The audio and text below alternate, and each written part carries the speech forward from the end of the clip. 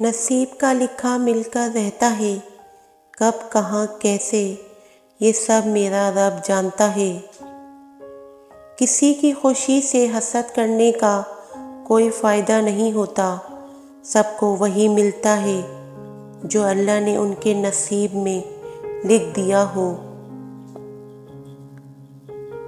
اللہ تعالیٰ نے میرے دل میں ایک بات ڈال کر مجھے بہت تسلی دی کہ وہ لوگ تیرے قابل نہیں تھے جن کو میں نے تم سے دور کیا۔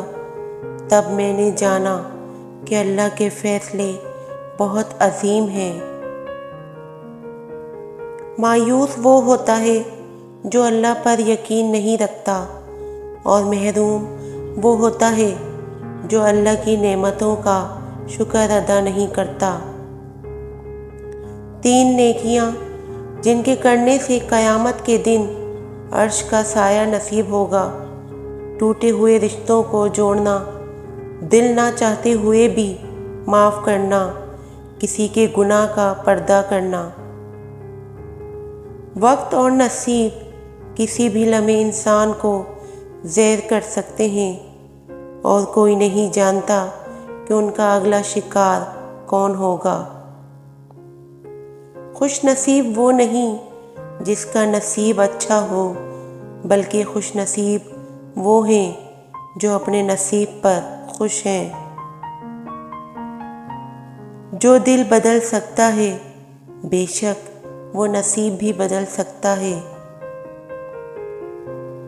میرا نصیب غلط ہو نہیں سکتا، میرا نصیب اس نے لکھا ہے جو مجھے 70 ماؤں سے بھی زیادہ پیار کرتا ہے۔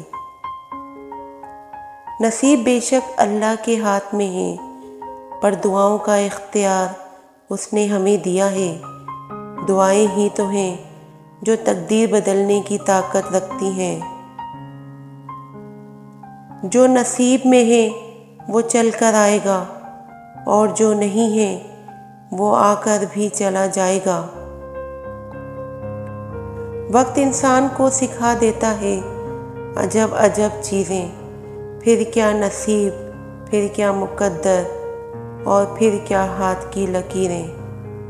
ویڈیو اچھی لگی ہو تو چینل کو سبسکرائب کریں۔